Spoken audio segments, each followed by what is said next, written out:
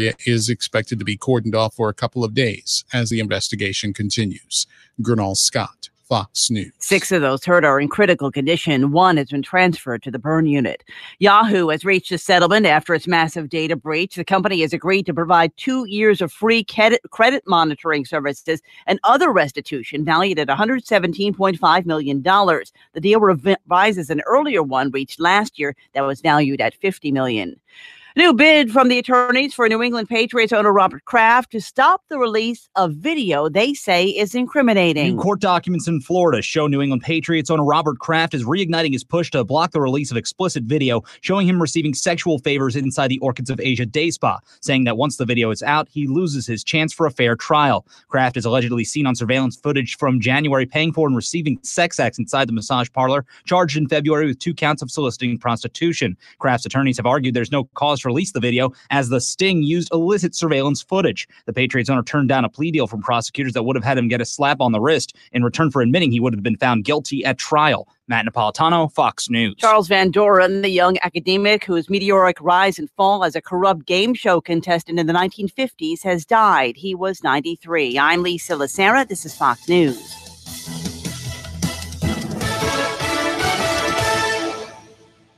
The story you're about to hear is true. The names have been changed to protect the hungry. Thursday, October 1st, 12:14 p.m. We just picked up Louis Lightfingers Johnson on a shoplifting rap. My partner Frank and I were both pretty hungry. Needed a place to eat fast so we could get Louis back to the station for interrogation. Jeez, Joe, we really got to find a place to eat. I'm starving. Well, I would, but all I can find are fast food joints. I'm not too crazy about eating a greasy burger right now. Well, we got to eat somewhere. You coppers, if you each had half a brain combined, you'd still only have half a brain. You had to stop over to Miller's Hoagies, Route 144 in Milesburg. Listen, pal, any more lip out of you and Hang on, Frank. I think he's got something here. Miller's Hoagies is a great place to eat if you're on the go. They haven't been around since 1953 for nothing. They always got great tasting food. The signature hoagies are terrific, like the regular ham, beef, turkey, tuna, or meatball hoagies, plus hearty cheesesteaks, salads, and fries. Well, what do you think, Joe? I think it's a great idea. Let's head to Miller's Hoagies right now. Yeah, of course, you guys are gonna grab me something from Miller's Hoagies too, right? No. Jeez, talk about police brutality. Miller's Hoagies, Route 144 in Milesburg, serving a tradition of excellent food since 1953. News, sports, weather. The all-new WBLF, AM and FM, now at 106.3 FM. Now, live from the nation's capital, powerful debate, media, pop culture, politics. It's all debatable with Benson and Harf. Hour 2 on Wednesday, April 10th, 2019. Thank you for listening to Benson and Harf. I'm Guy Benson in Washington, D.C., our home studio here at the D.C. Bureau of Fox News. And up at the worldwide headquarters of our beloved network is Marie Harf. She is with me live. And Marie, always an entertaining time with Jesse Waters. I know. He really legitimately is a friend. And I feel bad that I said that about his show. But lots of people watch it, so that's a good thing. And if you don't know what Marie said about his show, you have to subscribe to the podcast and go back and listen. Yeah. You can go to bensonandharf.com. The first hour is free every day. And in our third segment, she introduced him, and he jokingly kind of took exception to the introduction. If you're home on Saturday night, you should watch Waters World, or you can DVR it and watch it later. But millions and millions of people watch it. So yes, he's a genuine friend. And it's always very fun to have him on the show. So. We do have Rich Edson coming up later this hour, Fox News' correspondent at the State Department. So much happening on the foreign policy front, including one of the biggest stories in the world right now, the re-election of Benjamin Netanyahu in Israel. What's the reaction inside the Trump administration? They've been very close with Netanyahu. What does that look like moving forward? Plus, we've got Central American issues. We've got Iran. We've got North Korea. We'll cover all of that with our friend Rich Edson coming up, plus some chaos in the Democratic caucus in the House of Representatives over budgets. We'll talk about that, and of course, a little sports later on, because it wouldn't be a good full edition of Benson and Harf without some sports talk. But now, Marie, we wanted to get back to this issue that we touched on yesterday briefly with Donna Brazil, who made her debut on this program and made some very elaborate metaphors about cookies and other delectable confections over the course of that conversation. Yeah. But we wanted to bring it back to one of the data sets that we referenced. I brought it up in a question to her about the New York Times sort of deep dive into data about the way that the media and a lot of the candidates for president react to issues and react to voters. And it turns out that the online social media left is much farther to the left, much whiter, much more aggressively sort of progressive than the Democratic electorate more broadly. And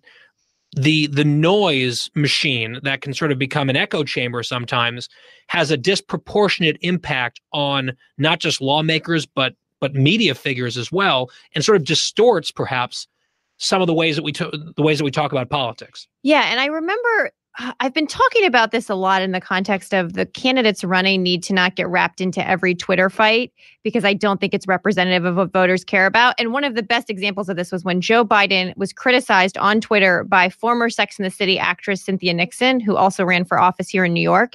And she criticized Joe Biden for saying something nice about Mike Pence as a person. And it was like a 2-day Twitter story. Some cable news picked it up. Biden then apologized. And like, that conversation doesn't need to happen, Joe Biden. And then he was mad that he apologized. Exactly. So like that is the perfect example for me. So at that point, I remember saying this, and this deep dive into the data is really interesting. The piece says the outspoken group of Democratic-leaning voters on social media is outnumbered roughly 2-to-1 by the more moderate, more diverse, and less educated group of Democrats who typically don't post political content online. This latter group has the numbers to decide the Democratic presidential nomination in favor of a relatively moderate establishment favorite, as it has often done in the past. So not only is the electorate offline more moderate, it's also big enough to decide the primary. And so and I was sort of getting at this with our conversation with Jesse, the really progressive, outspoken members of the new House class, particularly, they get a lot of media attention across the board from media across the ideological perspective. And so I think that leads some people to say the heart of the Democratic Party is on the progressive left. Statistically, that turns out not to be true. And so I think as we talk about the primary guy, as we talk about how voters are thinking and what issues these candidates should be talking about, it's a really interesting lesson to keep in mind. Yeah, and I think sometimes you look at the direction that the party is headed on some policy, and it's out of step, very arguably, with a lot of people who tend to vote for the party. So I'll be very curious to see Bernie Sanders, for example, again, putting out a single-payer healthcare bill without any pay-fors today, big, splashy story. Does that fly with a lot of rank-and-file Democratic sort of centrist to kind of even conservative Democratic voters? Yeah. And what does that look like? I mean, even some of these numbers, right? In this survey, the percentage of people who say Democratic voters who say they've attended a protest in the last year, 28% of Democrats on social media say they have, only 7% of other Democrats. That's just one example of how very different the broader Democrat electorate is. And I think it's fascinating. By the way, did you see that Bernie Sanders has had to admit that he's a millionaire? I know, but he said, I wrote a book. And it's like, and then I saw people saying, well, a lot of us write books and aren't millionaires. Yeah, but also you can write a successful book and you put a product out that people want to buy and you get money. That sounds like an economic system, Bernie. It is very funny or amusing how he will deal with that issue, he says he's releasing 10 years of taxes. Because he rails against millionaires and billionaires all the time, and it turns out he's one of them. And I wonder, under his worldview, how much money is enough money, Bernie? I mean, he's got 3 houses. Why not sell one of those houses and give the proceeds to the government? I mean, it seems like he really feels like the feds need a lot more money. And I don't know why he selfishly would go out and why not give all of the money that he makes from his book to the government? I don't quite understand how he would square that with the way he talks. It is an interesting question, and I look forward to Bernie Sanders answering it. Maybe in his town hall with Fox. Yes, on Fox News Channel on April 15th, on which tax is day. Tax Day. Ooh. One other thing, Marie, that I wanted to bring up on some public polling and the election. There's a poll out today, battleground poll, reported on NBC. I think it's a Georgetown IOP poll, actually. The group that Mo Alathi, our friend, runs. Yes, exactly. And you were a fellow there. Yes. So they've been doing this poll for a long time, this battleground poll going back, I believe, into the early 90s. And one of the data points that it showed today is the president's overall disapproval rating is at 55%, which is pretty consistent. He's at 58% approval on the economy, including 58% of women, 63% of white women, I believe was the number. If he can focus and discipline himself just a little bit. Guy Benson. Just a little bit. There are a lot of people, a lot of voters in this country who do not approve overall of the job he's doing as president, but do approve of what the economy is doing under his leadership. And he needs to bring some of those people into his camp. And this is just my occasional periodic begging of the president to consider some of the advice to cut down.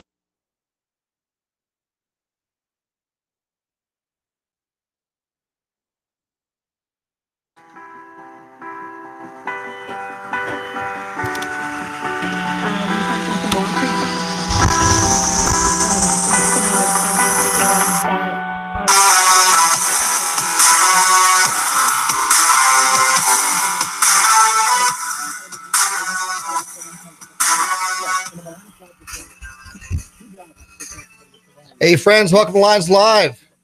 It's that time of year already, man. Can't wait for it.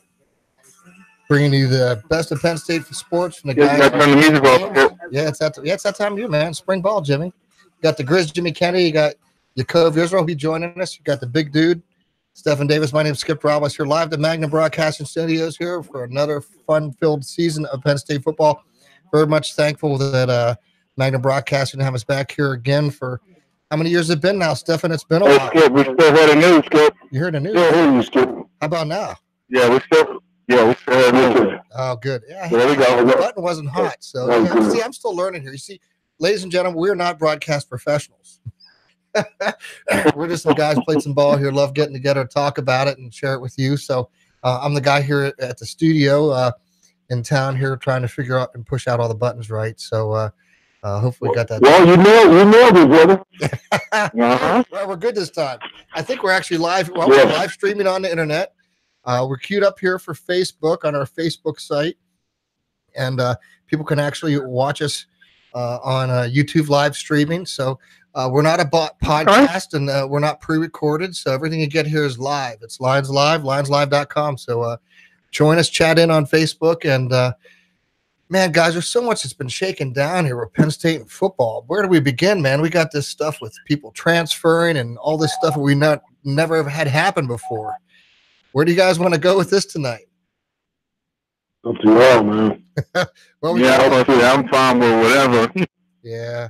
Yeah, well, I mean, I guess we could start on the transfer thing. I mean, now, Jimmy, do you know what the count was? Was the count like 18 or 19 of the people that even transferred? And I mean, I didn't quite see how many people transferred and graduated. Jawan Johnson, I know thought he had some definite promise, and now he's going to be an Oregon Duck. It just doesn't seem right. I'm not sure why he's gone. Well, here's the thing, though. I get it at some point, but I think part of the attitude might be just the way things are set up. And I think he's just, whatever happened with him, I don't know. You know more about it than I do, but it's just a symptom of what's going on. And then all of a sudden, you're looking at a brother, man. Jalen Hurts is going to be an Oklahoma Sooner? Really? Oh, man. So it's a different world. I guess we have to ask ourselves, y'all, I mean, what do we have here? You know, we lost our defensive back. I assume we want him to go. John Reed? I think we lost him too, right? We got like 19 guys going, man. Yeah, I can't count them all. Yeah, and like you said, there's some people, and we talked about people like Sterling Jenkins, you know. Hey, Sterling, I'm sure, tough thing there, guy that never saw the field, 6'8", 330 on the drink, right?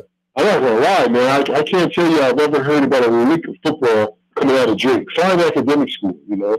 Not cracking, you know. And here's the good news is just about all these guys that I know of, or the rules are that you got to graduate. So that's the good news. When I thought about it, you got to get some good news out of it. It's just, I don't know, Jimmy and Yakoz and Skip is like, I'm very concerned about what football programs are becoming because of this.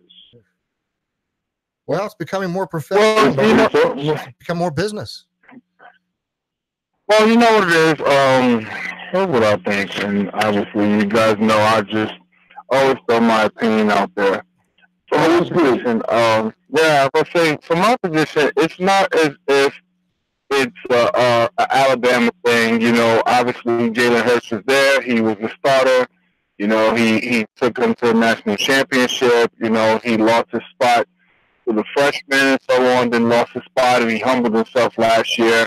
He was decent with the backup role and so on, but we know him as a starter. And when you have a dream of trying to make it to the NFL, and when you accomplish, winning the national championship and so on, and getting to another national championship and so on, and having an opportunity like having, Kyler Murphy, how he say his name, leaving and possibly being the first overall pick, or definitely the first rounder, you know that they're missing a piece. Like, I think him transferring to Oklahoma fulfilled a need that they have. I'm not sure in terms of the backups or who they got scholarship wise and who they made promises to, because maybe that causes someone else to want to transfer and so on, possibly. But I know that Hurts will go in there probably for 1 year and will compete to be a starting quarterback, if not already assigned to starting role. And I still like Oklahoma's chances of competing and stepping back up to competing for a national championship. In terms of Penn State, I have concerns, and the concerns that I have is not that people are doing what's best for them in terms of. You didn't hit me, Skip.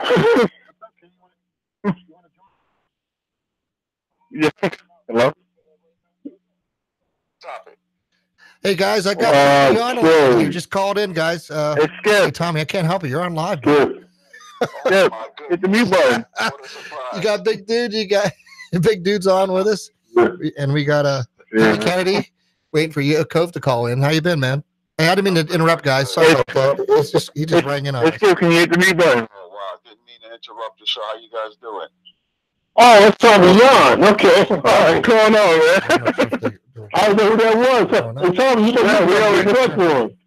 Hey, we over here like, what's going on, Skip? I hear you. Yeah. I'm hearing the guys, though. I'm not hearing you guys. Yeah. So far, I wonder if I pushed the wrong button. Okay. Yeah, well, look, we're going. I say go ahead. No. I think Jimmy was where he was concerned about Penn State with the transfer. Yeah, Jimmy, could you pick it up from there? I think I got it. Yeah. So, hey guys. Yeah. So the issue that I have was just I know guys is trying to do what's best for them and so on, but it raised concerns for me that if it's about coaching or different things that's going on in the program that's making guys want to get out of there, because it's not just about the transfers that we have, big dude. It's about the amount of young players that we have that's possibly not ready for the NFL actually declare themselves.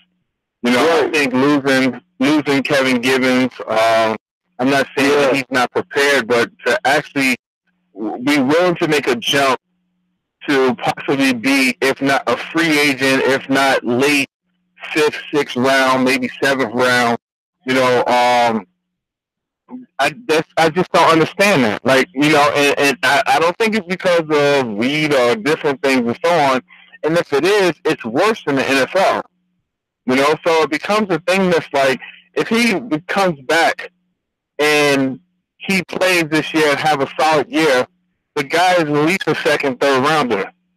And you're willing to throw that away for what? I mean, that's what makes me raise the questions. Like, why? What's going on to where you say, I'm not even going to transfer to another school, I'm just going to get out of here? In terms of, I understand, like, certain situations, I don't see us having a guy that's, don't get me wrong, I think guys tested well at the combine, but based off of film, if I was just going off a film study, I wouldn't have a guy in the first 3 rounds from Penn State. Right. And I think I'm with you on that, for sure. Yeah, so it's like, so from my position, Miles Sanders could have had another year. Sharice Miller should have had another year. You know, Kevin Gibbons another year. There's players like Jawan Howard. I mean, you know, Jawan Johnson that I'm fine with transferring because he reminded me of players like Cameron Wake, Derek Wake, when he was there at Penn State.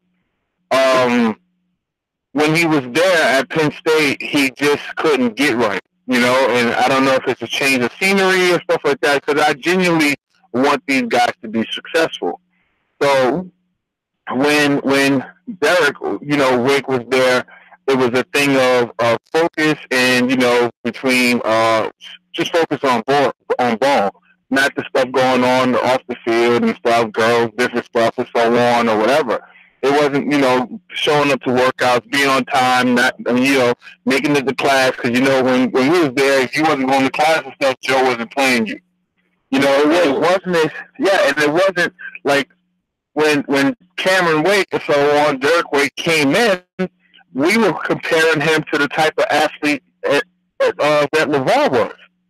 Right. So to actually see this guy, you know, lose his chance of being a first-round draft pick, actually go out, become focused when he went to Canada, became a solid player out there in Canada, and then actually became a you know, Pro Bowler and so on, possible Hall of Famer, you know, down in Miami, was just remarkable.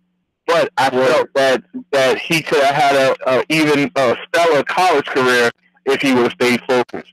So hopefully that will be the same situation with Jawan, you know, a change of scenery, go out there and get focused and so on. But based off of, like, I mean, obviously social media, everything is you know, you want to show the good side. But based off of social media, it was like, I felt like he wanted to be like Odell Beckham or something. Like, you're dyeing your hair, you're doing all this other stuff, you know, it wasn't really just about, ball. Because then week in, week out, he wasn't showing up. And we see the guy that's 6'5" and so on. So it's just like, yeah, we don't care about your shoes and what outfit you have on and different stuff and how many followers you have. And then it'll be enough to go out there and do a spectacular one-hand catch. But then he sits up and like, okay, cool, like he arrived. So it was like, when I saw he transferred, you know, from my position, it was, you know, I was excited, you know, and then on top of it, you know, I don't know. So I guess it's some of the players, like some of the linebackers, we lost one of the linebackers to UMass and so on. It just, and in terms of the depth chart, like second string, third stringers, or players who don't believe that they're going to be on the field based off of us getting a recruit that's big time, that's expected to come out and play. Like, I understand that, transferring for that. When you're just a special team guy, you want to actually try to make an effort to make a run towards, you know, the NFL. So I understand that. But I'm just concerned, based off the amount of players that we have that's not ready for the NFL, if it's a thing between coaches versus players. If there's something between if there's something between coaches versus players, I believe that Coach Franklin needs to have something in place or someone in place that could bridge that gap. When I was out there this summer, it was a lot of this past summer. It was a lot of gap bridging. You know, like I can talk to the players and they know where I'm coming from, and I can talk to the coaches and go back and forth. So everyone will be on the same page. You know what I'm saying? I don't know if the players is being heard, and I don't know if the coaches is being heard. And I think that's why we had this subpar season that we had last year. Well, I mean, and I'll say, it's just really weird, though, Jimmy, when I go back to not, like, for example, when you go back to the bowl games, I mean, that's the one game I remember in maybe 2-3 years that it just, I've never seen Penn State didn't seem like they're not, other than maybe Trace McSorley and some other people. There were a number of people that just didn't seem like they were into that game. Maybe it's just me. I mean, you're watching TV when you're not there, you kind of, I don't know, you just kind of can't get the rhythm of certain things that's going on. But I thought from the beginning, I said, man, what do we have here? These guys really glad they're here, and what are we going to do? I mean, we do have some people I saw D-line returning, you know, Shaka Tony returning, and you've got some folks like that, and we lost, like you said, Givens. And I'm not saying there's another part of it too, Jimmy.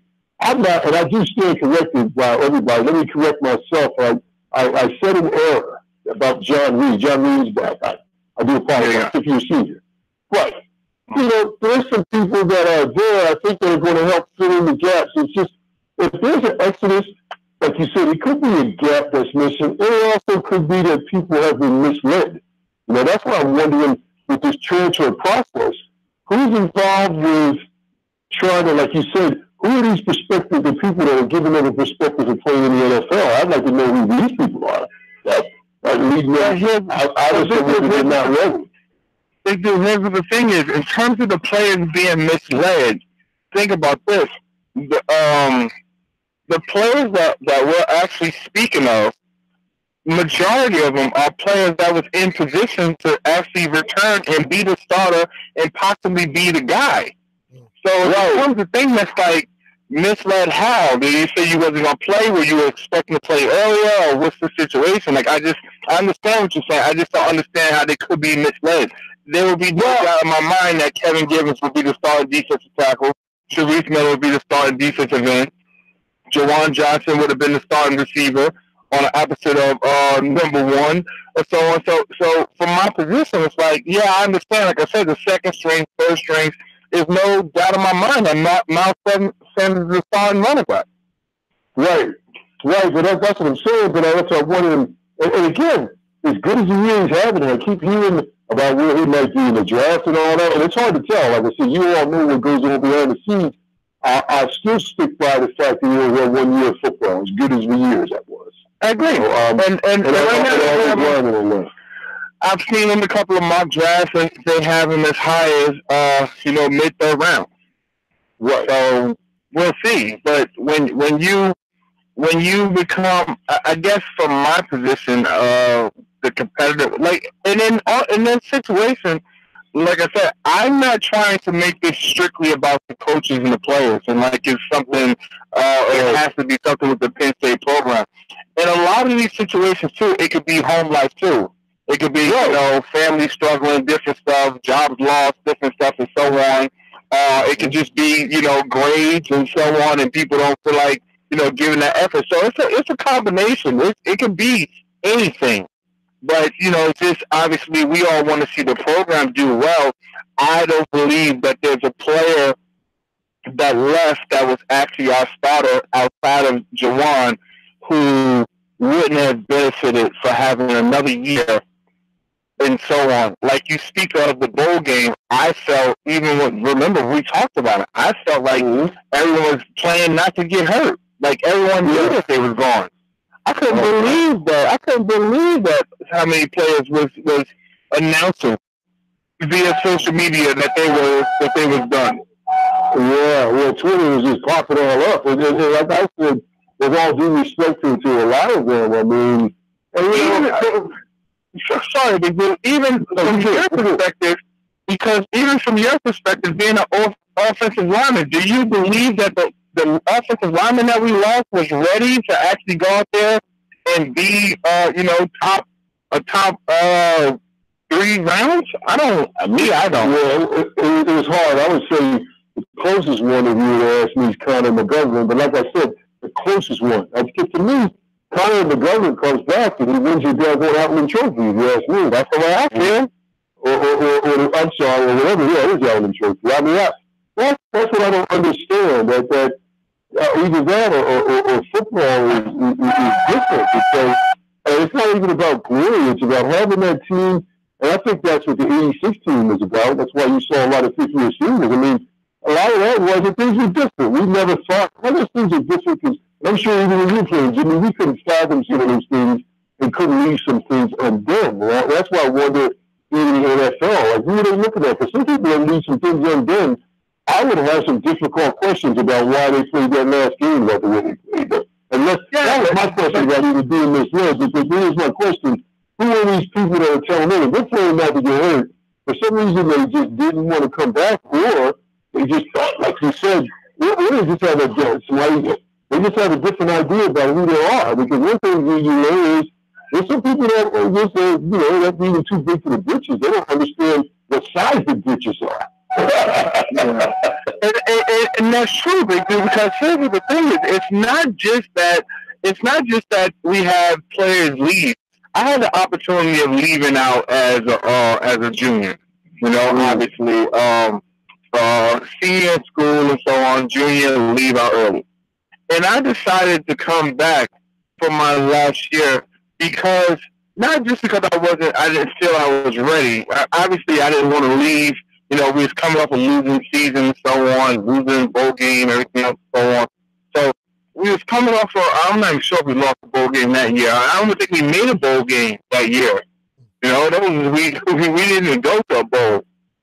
Wow. But from my position, it was a thing that I didn't feel that even with training and doing things and going hard the way I knew that I was going to go hard, I didn't feel that I was going to that I would test well. So I know that I put up some decent numbers and so on or whatever. I mean, obviously, it's comparison to what a couple of other players did who ended up being, busting in the NFL, but they was just, workout warriors, I don't think, if I watch film, and it's clear to say that Connor was one of our best offensive linemen. Is that safe to say? Okay. Yep. So it's safe to say that. Do you think that in the last 2 seasons, he actually stood out? Stood out to where he was the best in terms of the nation, to really be able to say that, you know what, this guy in the Big Ten, Connor, is the guy. Let's watch him. You know what I'm saying? Don't get me wrong. I understand we had Saquon and everything else and so on, but even with having Saquon, it wasn't like we had spent the last 2 years dominating the run. Right. It wasn't like we spent the last 2 years, dominating in the pass game. Right. So I understand it plays a part with the kind of quarterback we have and different stuff and so on. But if I was to put on film right now and watch, Connor would just be another offensive lineman to me. It wouldn't be like, it wouldn't be like, you know what, even like obviously the guy from Notre Dame that played with Nelson, I believe, right? That played with the Colts this year. When you put on film and you watch Notre Dame, you had to pay attention to Quentin Nelson.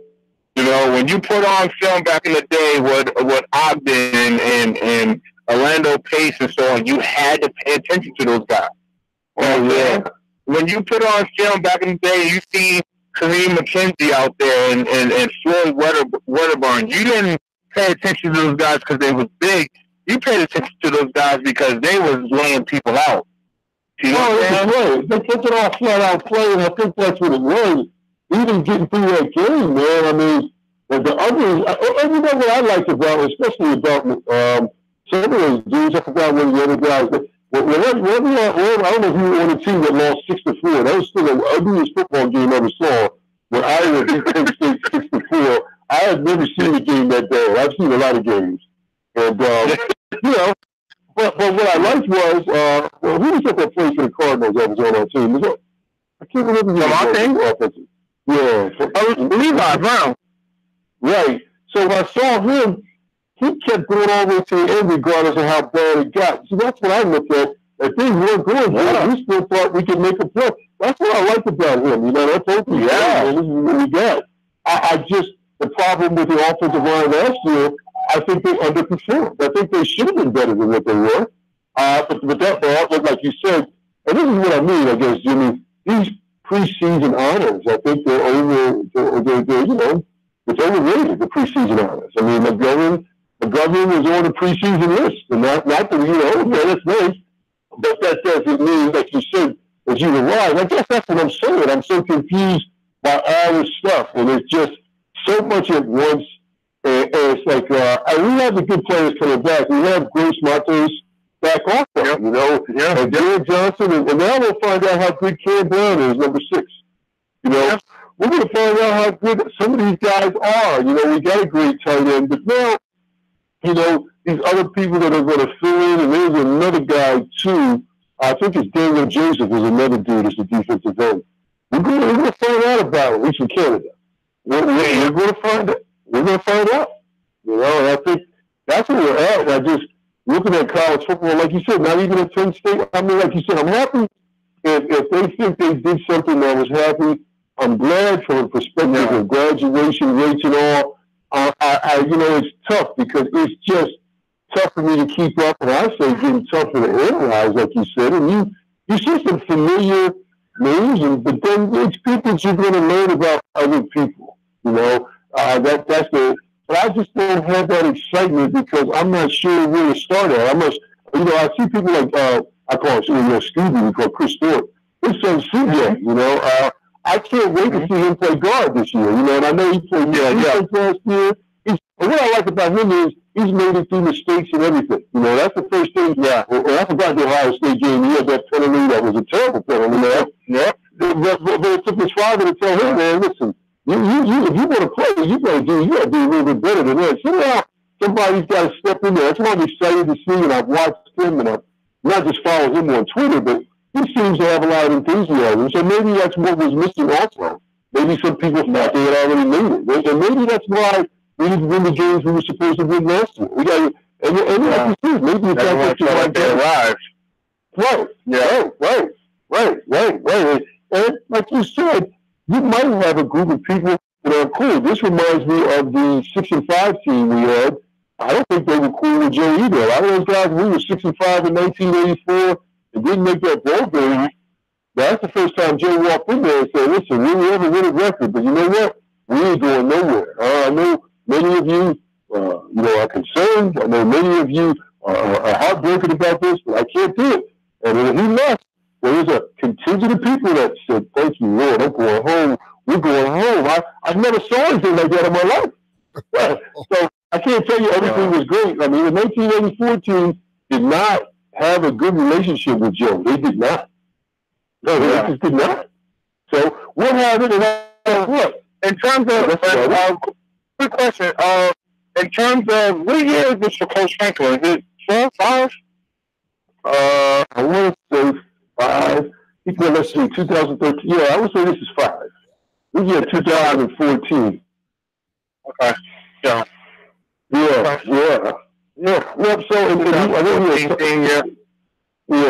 and he signed up, like I said, the contract and all these other things. But like I said, tell me something about Ohio State. Now, they still have Prince Johnson in the same name. Did any of that stuff change? Yeah, he's still there. Well, I know. Okay. Yeah, that's what I thought. But I'm just wondering with some of those dynamics about I thought they kept the whole staff in place. Okay. Well, I think that's a smart move, to be honest with you. You know, look what else has happened, what else is going to happen in Michigan. And I'm sure Penn State wasn't the only squad to go through it because we're not, you know, like I said, it's just a matter of, like you said, how you come back from it, and then that next group of players that has to get better. You know, Joe, you said, but even then, just like what you just said, in terms of us being a powerhouse program, in terms of talent-wise, yeah, I understand, and don't get me wrong, I know coaches and stuff play a part, but the powerhouse programs have a first rounder. Right. You understand? Like there is a guy on you know, Gross Models is gonna be he's gonna be a first rounder. He touches and so on, he has the stops and so on. There's no doubt in my mind that he's gonna be a first rounder. No doubt in my mind. You know, if he shows up come to play just based off his so on. I mean, at worst, even if he has a bad year, I think he'll probably be a mid to late second rounder. Yeah, and just based off his athleticism and everything else and so on. Obviously, he got to continue to develop and so on, but there isn't a first rounder. There's, like right now, they talk about Bosa being the first pick overall. They talk about Haskins, the quarterback, being the first pick overall. They talk about there's linebackers and so on, Gray and everyone else and so on at Michigan that's talked about being in the first round and everything else and so on.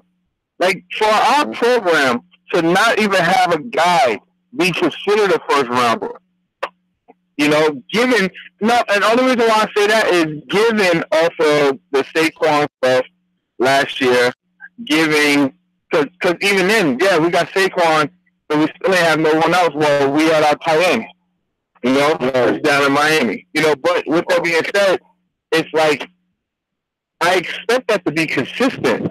You know, I like if Miles Sanders come back next year, he's the first rounder.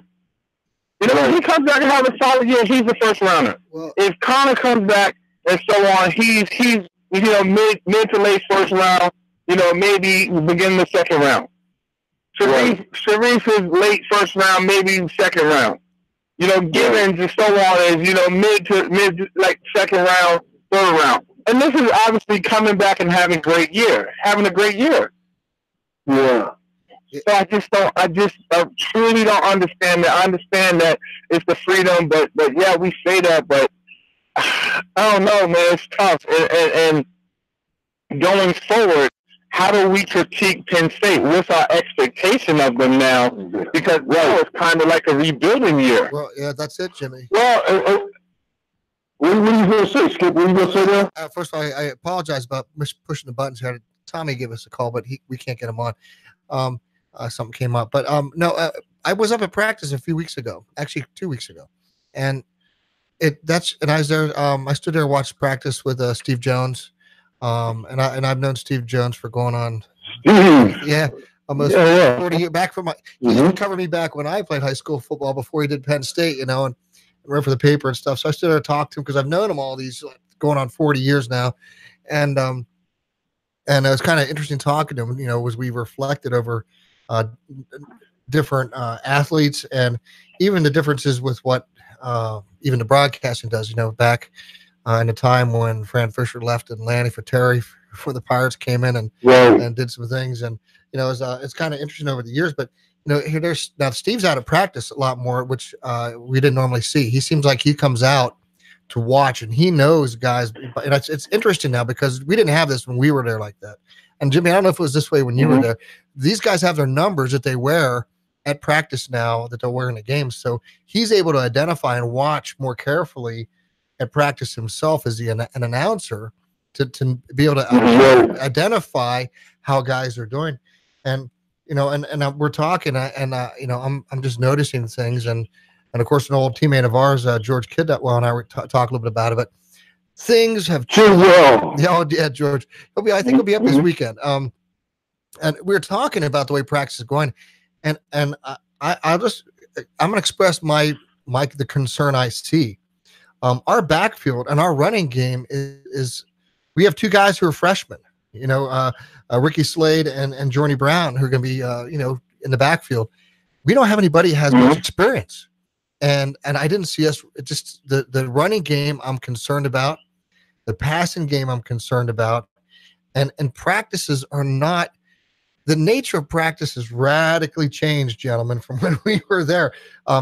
You know, when guys don't block right, when guys don't run right, or throw the ball right, or catch the ball, or things like that, drop passes. You know, again. Here it is. We just all you do until you get it right. Well, right. Yeah, but no, here's what's not happening. This is what I talked to George about. I said, you know, I didn't hear anybody getting yelled and screamed at, because you know how, I mean, man, you know how Joe would be, catch the ball. I mean, he'd be screaming at people for not doing whatever they're supposed to be doing. Right, do it again. You know, we'd hear it all. We'd hear all that. But here's what's happening. That's not just football. No, it's everywhere, and what concerns me, and I don't know if this is affecting the way the game's being played or not. I can't help but think that it translates to this. George told me now that they don't yell at these kids. They take them aside one-on-one because they don't want to embarrass them. They don't want to upset them. They're so worried about getting them upset in some way that they don't want to embarrass them. So they take them one-on-one aside, and they have them try to. And I'm thinking, man, I never heard of such babying of for a man's sport. I'm just of a different era. I guess I'm old, and I spent 10 years in the military. I'm just used to people not used to that, man. It's driving me nuts. Well, Skip, there's a book you should read, and I say it, and I'm a dummy for probably, and I do read dummy because I haven't read it hardly. But there's a book called The Coddling of the American Mind. That says it all, doesn't it? The Coddling of the American Mind. Like I said, these kids are delicate, man. You can't, or even if you're in a discipline situation where a person, half of it has to be positive to begin with because you don't know whether, there's going to be some bad stuff that happens or adverse reactions. And these young people use everything as a trigger, I guess a lot of us, besides even being yelled at, and I know Jimmy told some of his stories, it sounds like, what we called sucking up back in the day is what they're calling trauma today. Oh, that's what's happened. Yeah. A lot of it is trauma, and I can tell you because, like I said, I supervise the wellness center. We want people with all these credentials, and I'm glad that people are going to counseling and doing other stuff.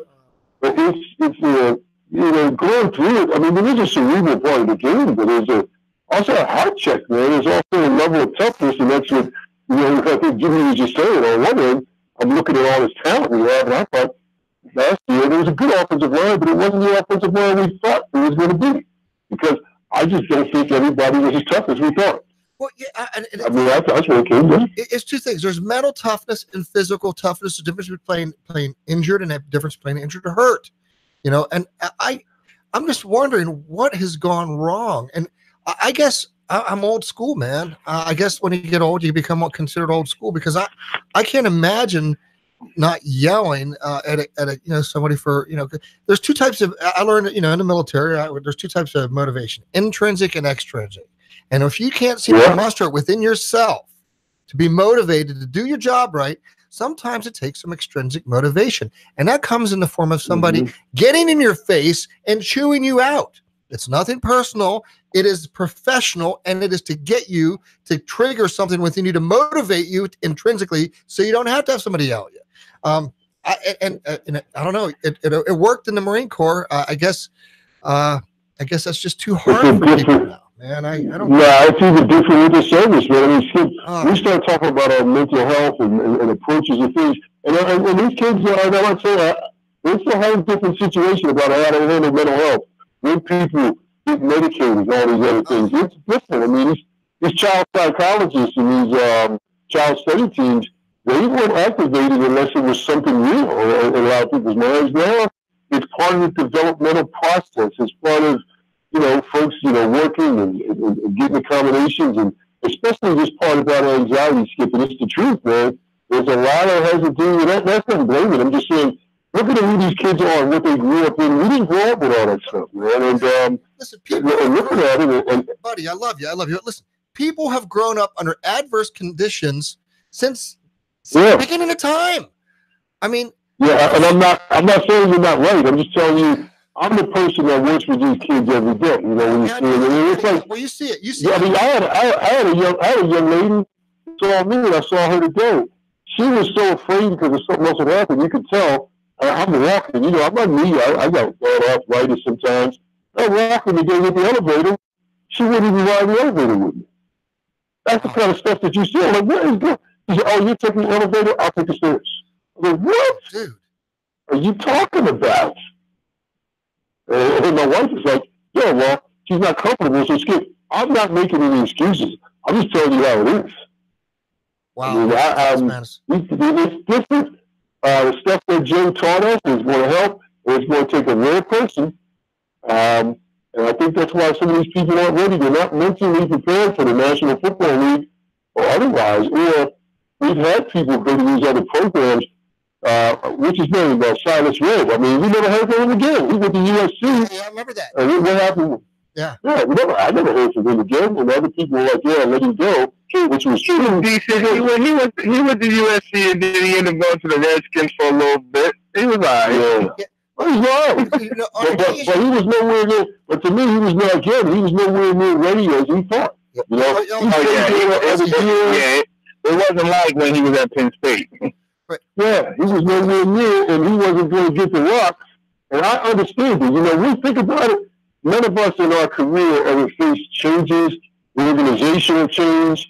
We never faced any of that. You know, we start talking about understanding an organizational culture and how it changes. We were all very fortunate because, and that was one of the reasons I went to Penn State, and that was what they had to boast. You know, hey, the coaching staff is going to be pretty much what it was. You might get a few people that changed, like Joe Sauer came in 1984, Buddy Sauer.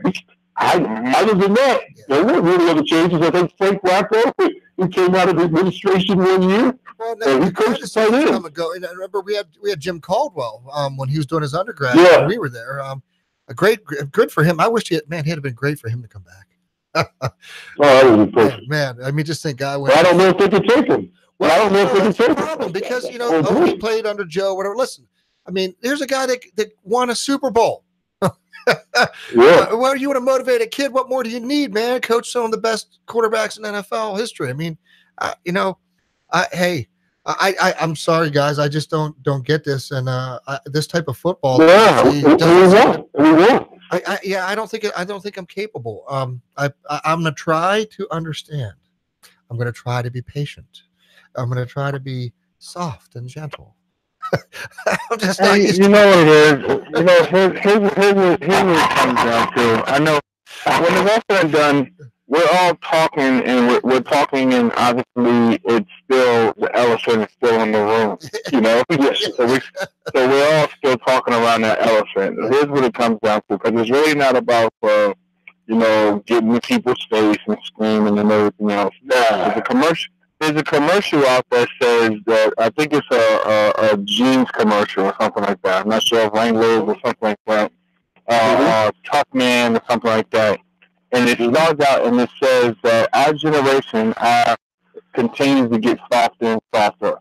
Our fathers was the toughest, and then their kids were softer, and their kids were softer, and their kids were softer, and so on. But Jimmy, so like when Skip talks, Jimmy, I grew up wearing tough skins, man. yeah. My jeans were here when I'm saying, Skip. So what happens is this. Like what you just said, Skip. They're not prepared for the NFL. But guess what? The NFL isn't our NFL. Our NFL isn't like it was with us. We already. Even when we get on that, we talk about becoming basically more of a flag football league. It's more like hitting each other. Think about it. It's a difference between the way Steve Atwater took a person's head off versus a Troy Polamalu, however you say his last name, up until now. Now, if you hit the guy the way Steve used to hit him, that's a flag. They're out. They run off the field and everything else. It's a target and so on in college and everything else and so on. So there's a difference. Like LeVar can't jump over the line and hit a person head to head, helmet to helmet. And that's a flag. No matter what the situation is, his helmet first and so on, it's a flag. No matter how big of a spectacular play it was, fourth down and so on, it doesn't matter. You understand? The game is getting softer. Yeah. What's happening here is, and I'm going to go off topic real quick, there's no competitive edge anymore. Yeah. We don't hear things like he's a man's man when you describe, each other and different stuff and so on. Yeah.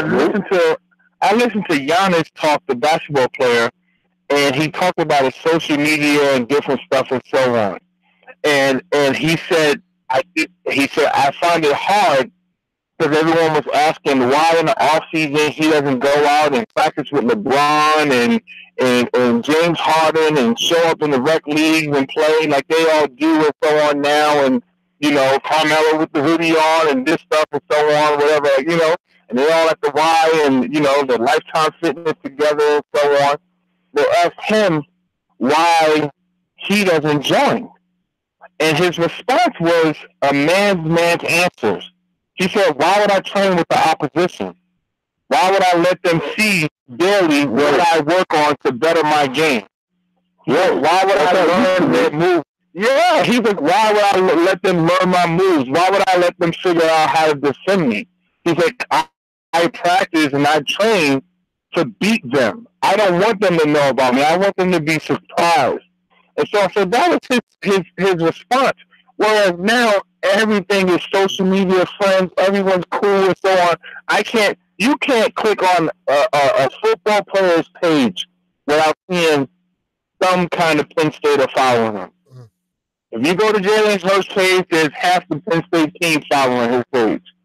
You know what I'm saying? But meanwhile, this is the guy that you might face in the national championship. Yeah. So it's like, well, what's going on? Now I understand. I have an issue with that, and the reason why I have an issue with that is because when I turned pro, initially it was hard to become friends with these Michigan, Ohio State players and different stuff and so on. I don't care. I had to literally drop my guard to say, like, all right, we're on the same team now. You know? And then that's when you get the small rivalries and so on, like, you know, the jersey swap and going against each other and stuff like that. Little, you know, during the season and stuff, in case, you know, your team lost and so on. But it's hard for me. And even to this point now, like my financial advisor that we was just talking about, big dude, is a Seattle, Seahawks fan. He showed up to my house 2 years ago. I would not let him in my house with his Seattle polo on and his Seattle hat.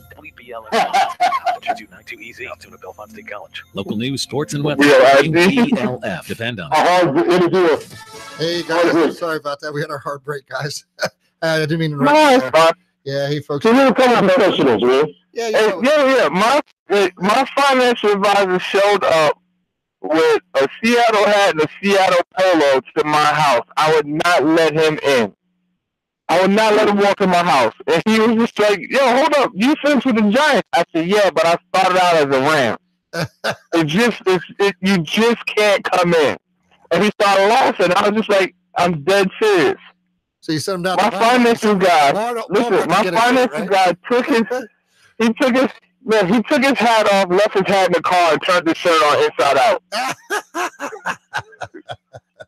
And I was like, yeah, come on. And then when he was there, my wife kept laughing at him, so he went in the bathroom and turned it inside out. And he turned it right, fixed it. And I was like, yeah, you lucky she here. Because I would have kicked you out. You know, you know, but it becomes just that competitive drive. Yeah. So like that's what I was saying before. Where's the edge, even in the off season, to train and go against each other? Where's the edge? It's like we all go to the same camp or something now, and we all trying to do this and kumbaya, and who's really working hard on social media. And that's not just in the NBA. Like if you look at like prior to Odell Beckham and stuff getting traded and stuff, it was him, Baker Mayfield, and Jarvis Landry out there practicing in California and so on and so on. Like, where's the drive? I understand we love each other. I understand we played against each other in college and so on. But when I turned pro and Spice was in San Francisco, we never trained together. We go and meet up at Penn State and train together. And that's my dog. But he plays for San Francisco. We play him twice a year. Nah, it's just not happening. You know, so, does that mean I love him and he left? Now, we're in Chicago. We was in Chicago. We trained in the offseason together. We were good. You know what I'm saying? So it becomes stuff like that. It's not just about, getting in each other's face and rah and pulling a person to the side. Because like I didn't need that when I was in school. Yeah, well, you're intrinsically motivated, Jimmy. You had the wherewithal within you to have that drive for excellence, and I get where you're getting at there, but I don't know. I think Joe had a way of being able to pull that out of people when they didn't have it, when it wasn't coming from within themselves. And I think but here's the thing is, Coach Paterno listened, because Coach screamed at me one time, and I pulled Coach to the side. I said, listen, the way I operate, I said, just tell me one time and expect it to be done. I don't need you to be hooting and hollering and screaming and trying to embarrass me and everything else, because it's the same situation. Joe called me out. Remember we talked about this. Joe called me out one time after the Nebraska, before the Nebraska game. I think after the Miami game, that's my senior year when we got killed by Miami. And I'm just like, I was saying to myself, like, yo, you gotta be kidding me. Like, how can you call me out as if Miami don't have Willis McGahee and everyone? No shit. Jeremy Shockey, Brian McKinley, they got all these all-stars and so on. And it's just me out here. And you got these dudes won the national championship, and you got them just me out here with John Brunson as my defensive end next to me. Who I love him, but John Brunson versus Brian McKinney is not a good matchup. You know, well, Willis McGahee running the ball is not a good matchup. Yeah, it's not like Brunson wasn't a stud. I mean, right? Oh my God! It's not like I'm not sitting over here and the previous year I got Courtney Brown next to me. I was like, whoa, hold up! It's a huge drop off. Like, whoa, Courtney Brown, Brad Scioli, Justin Topekis, John Brunson. I love the guy. But it was a huge drop off in talent, and yeah, he had a great career with the Cardinals and so on. I think he played 7-8 years or something like that as a tight end. But he was my defensive end at college. Wow. You understand what I'm saying? Oh, yeah. So it just becomes one of those things that's like guys just have to go and when Coach said what he said, he called me out in the meeting. He pulled me to the side. And I was hot. And he told me, because I was a leader, that he knew that he would get the guys fired up by calling me out. And they know how hard I work, so it was just like, I'm going to call him out. And everybody looked at my face like, what? Jimmy, hold on, he just had like 9 tackles. How you going to call him out? And then it was just like, it was a different practice. And we went out the next game and destroyed Nebraska and everything else, and went on to have a solid season and everything else and so on.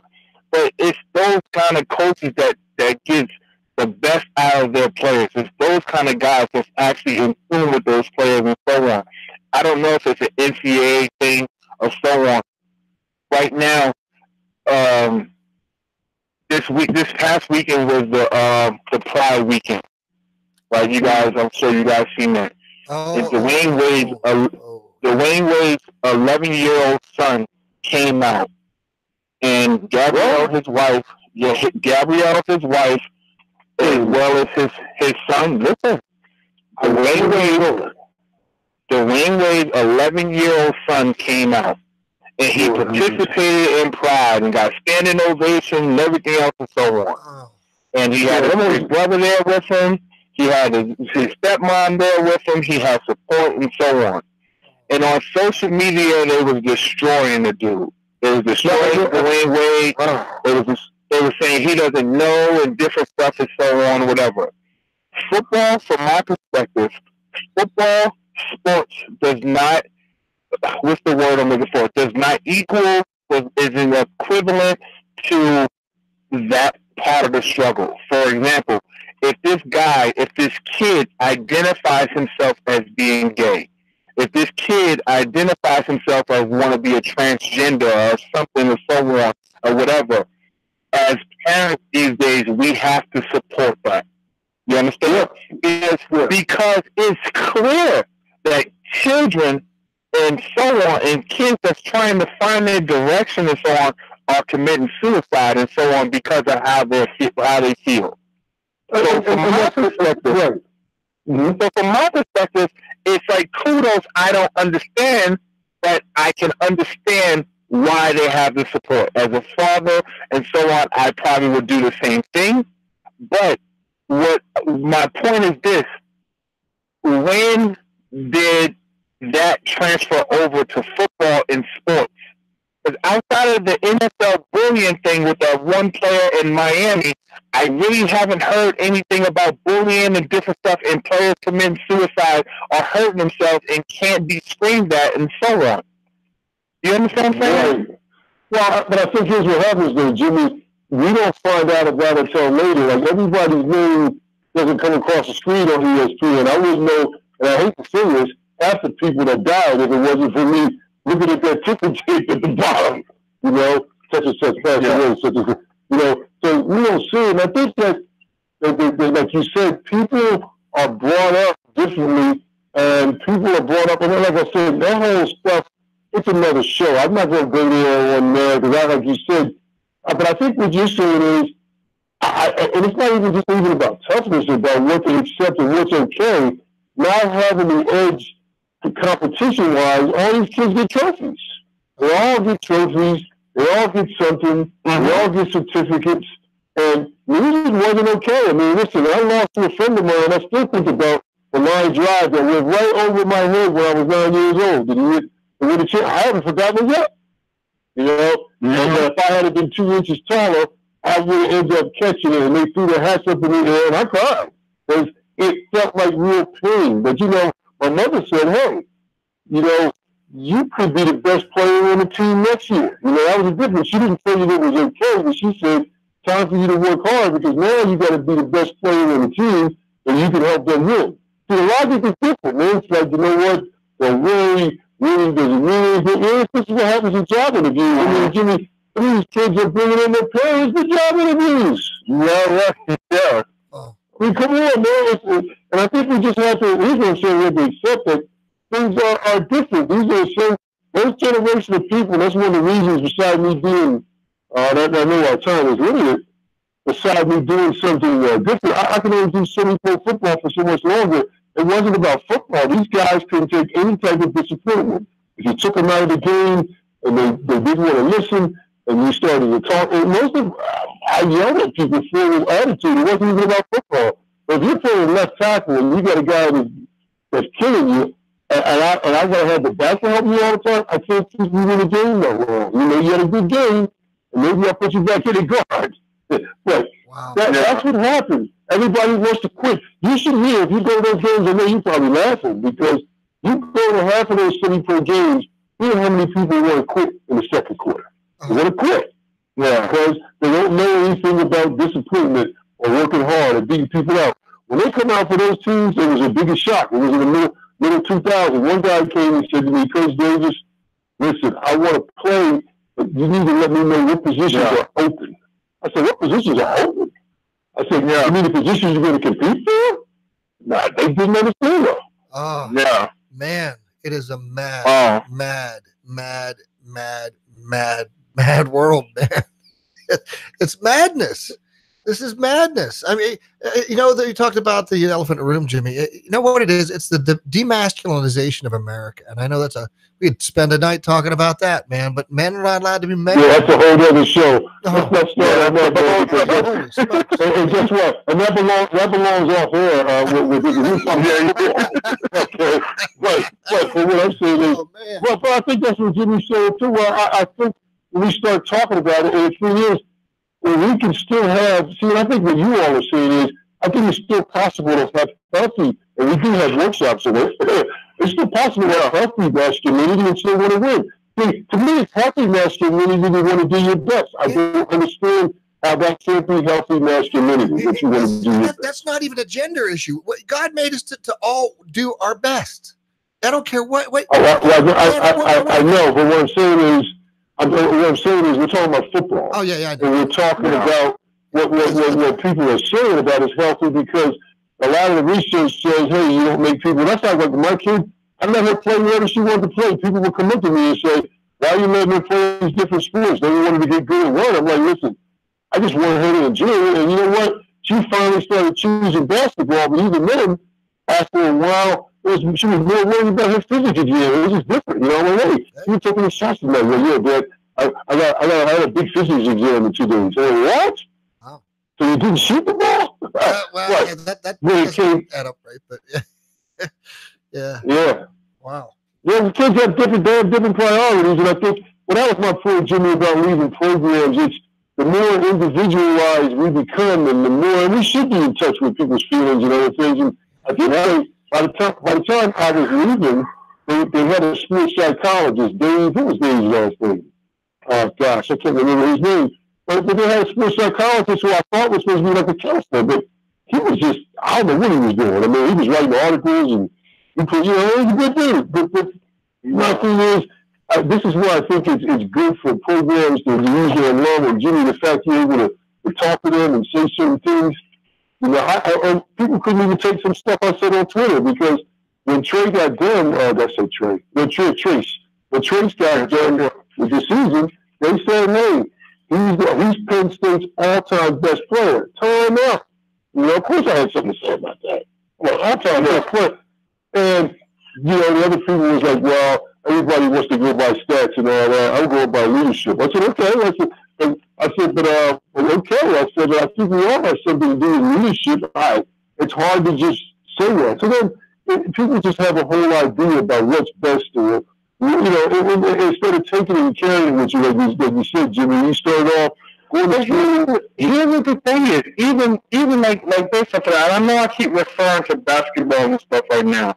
The other day, they asked Giannis yet again, why or who's the best center in the NBA?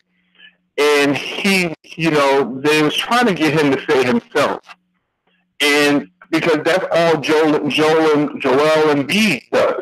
I'm the best. I can't be stopped. This, and so on and so on. And from his position, what Giannis said was, I thought that was a title that's not self-given.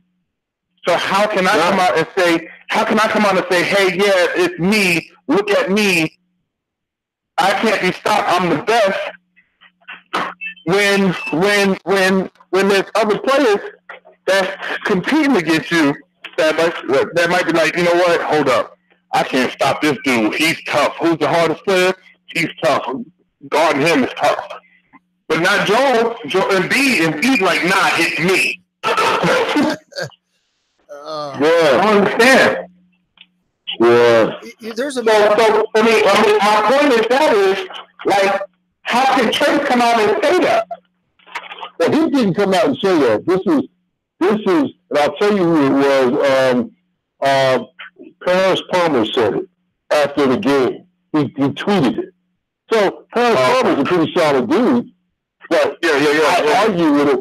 Yeah, my whole thing is it's difficult to just look at what happened at the end of one career. I will say, you know, here's a guy that didn't care anything about. Now there's somebody so old school, played through injuries, and he could have got hurt worse in that game. Guess what? He has my respect for that. You know, that's great. Yeah. You know, but when we start talking about who's best, it's different. See, and to them, they've never seen anything like that. What else? You see, I mean, come on, Jimmy, how many people you see play through injuries and not for himself? Oh my goodness. There's you see that, and I never knew much about him, but he seemed like a guy that was ready to show up every day. I mean, I never knew anything about him. That's what I liked about him from watching. You know? Steph, I don't remember the movie, and this is going back part of our 80s era. There's this one movie I remember seeing where this kid's dad wanted to toughen his son up. And he said, son, go put on your football equipment and make sure we'll put on your cup. I'm going to go out. We'll go out back here and I'm going to hit some golf balls at you. You know? Oh, yeah. Do you remember that? I know what you're talking about. It was from. Yeah. I was like, you know, I laugh about it, but, you know, it was an era where, you know, that you expect men to be men. And you know, when kids started to whine and snibble and cry, that, you know, they didn't tolerate it. You know, you have to become tough. And there's a time for mental toughness. And this is a sport that I think they're trying to take that away from. Systematically, over a long period of time, you can line all the people up who've been trying to do it, all the different groups and whatever they are, but they all have a motivation to try to take away the elements of this game, make it a man's sport. And I don't know. Well, we can. Well, it was, you know, here's what the problem is.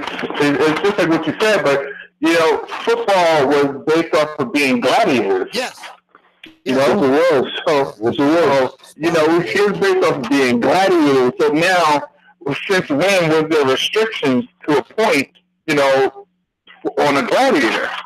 You know, from going back in time, it was to the death. Obviously, that's to a point. It's not to the death, but they refer to football and going to war and stuff like that because it was like being gladiators. Yeah, you go to the Coliseum. It was like team battling. Yeah. You go to the Coliseum, man, and they're gonna duke it out. Yeah. But that's what made football. I think that's this new league that's coming out next year.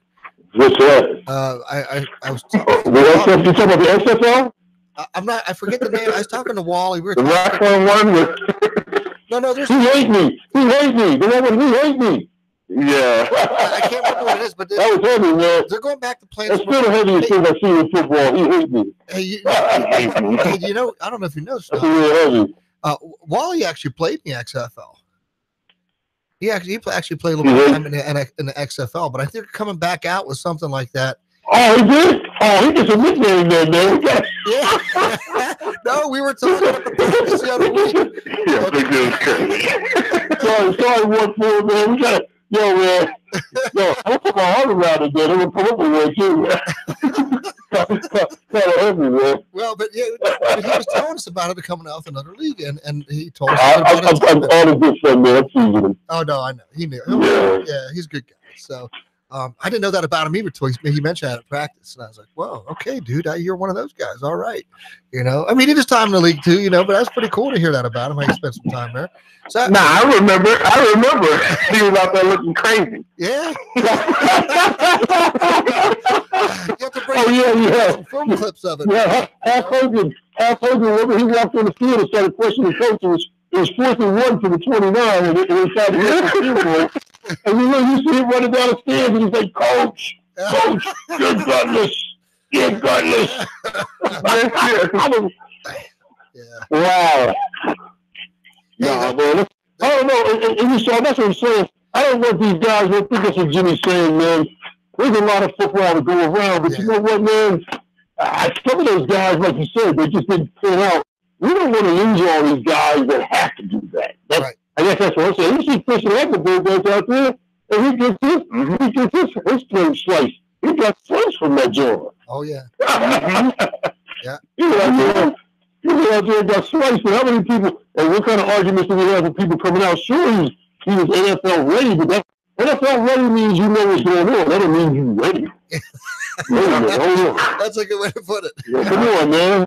Yeah. I mean, listen, me and Blair got an argument about it, man. Blair, I think that's why they kicked off the podcast because that's what I told him. I said, middle of the third round. I wasn't being funny. He said, where should you get fit? Blair said, how can you say that? Then all of a sudden, you know what cost. No, because that's what though. He had all the goods. Yeah. And he was another one. Yeah. And it was a tough situation because he didn't think he had anything else to gain. And I guess that's one thing Jimmy too. If you look at it, you saw him on TV, the throws he was making, and 17-yard outs and all that, okay. But, that's what I'm saying. We've got to get back to the point with this program somehow, and I guess it's different, because you can't change the kids. I guess it's the way you identify a program is totally different, when you start talking about all these places, because, they haven't been taught loyalty. And like you said, gladiators also have loyalty. Yeah. Yeah, that's true. But anyway, man, but it should be a pretty solid. And again, even the games will be solid. That's why, what game are we talking about on Saturday? No game. I mean, it's the coaches out there. They're not blitzing. You got all the stuff going on, and you're running 24 guys the whole time. But they're good. Hey, this Saturday. What? I mean, this isn't. I think I was able to see more of a practice than what we'll see on this coming Saturday out here. Just because it's all worried about injuries. We're worried about people not getting hit. What elements of the game are they going to take away from? I mean, now we're not having any real live punts. We're not having any live kickoffs. We're not having any live returns. This is for a spring game, and I'm thinking, at what point is it going to become like that in reality? Well, we see that happen in that new league that's out in that Alliance football now. It's just gone mad. That has been discontinued, by the way. Yeah, they defuncted it already. Yeah, okay, the pay them jokers, man. Oh, wow. Okay. I was looking for it, and I was like, I didn't see it on TV anymore. I was like, what happened to that? No, I thought that the quality of play was getting a little bit better. I started watching with a little interest. I said, okay, this isn't bad. But the dude who ran the league, he did it for the wrong reasons. You know, when you got the social, it looks like he stole social media, did all that other stuff, and then bounce. Oh, wow. Well, I'm listening. I actually sat in about 3 or 4 practices for the Arizona team out here. Wow. It was decent. It was decent. Wow. And they practiced hard too. Yeah. And they was eager for advice and everything else. So it was just like, okay, see what y'all talking about. And then the next week I went out and they was gone. Wow. Wow. Right. You saw it, and first the guy said he was going to be suspended, and then the next comment was, "Will be suspended and most likely won't come back unless something happens." You gonna do it like that? I was like, they did it like that? I'm like, come on. Wow, that's too bad. That's too bad. Yeah. Well, I ain't know guys didn't get paid though. Oh, that's even worse. That's even worse. They're making decent money though. I was like, decent. I mean, for coming out, I think like a couple of them were making like 85,000. Wow. And I don't know, like I said, and that's what I wondered whether they got checks or not. I know there were some issues with them getting paid. I know that. I mean, the second or third weekend, I think everybody got paid some. But you know what, though, man? They just ran. I mean, that's just. It makes football look bad, when you get the wrong. If you don't really have football people, that doesn't show you the right. I mean, they've hired, you look at him, I mean, it's great, we got all these other people that coaching it, but you gotta have the brains or somebody like a Jimmy Kennedy to start something. You can't just say you're social media and I got $150 million and but every time I look, a great place on what's it called? On Instagram. I was like, oh, man. In fact, they were blowing up my Instagram and all these great plays. Yeah, they're using that tool right, but they aren't managing it well, obviously. Hey, well, guys, man, this is a lot of fun, and let's pick it up next week. We'll give a little recap of what we see with blue and white, and we'll wrap it up here through summer, and then get back for the fall. What do you say? Sounds good. Awesome, man. Hey, I love you guys. I appreciate it. It's always a lot of fun. More fun I'm allowed to have, I believe. But you guys are the best, and I appreciate you. And sorry, Mr. Cove tonight. We'll get him back here next week. I'll see him Friday up here at practice. So, hey, it's awesome. Thank you, guys. And I'll go ahead and sign us off, folks, on behalf of the Grizz, Jimmy Kennedy, and the big dude, Stephen Davis. My name's Skip Drivabus. You've been listening to Lions Live, the only network built by the players for the fans. Lions Live. www.lionslive.com. See y'all next week. Y'all coming in for the blue white. Be careful. Travel safe. We'll see you then. Lord bless. Have a great night. Thanks a lot, guys. I'll be in class. Sorry I can't go. I'll be in class. All right. Safe travels, buddy. Enjoy your class. All right. Yeah, I'll be cool. Yep, love you, man. All right, bye.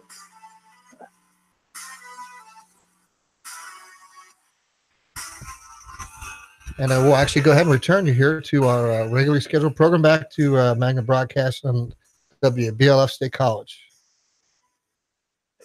And so he's kind of taken the lid off the Pandora's box by endorsing it in the end of the coalition, in the end of the elections. Forgive me. There's no question that his coalition partners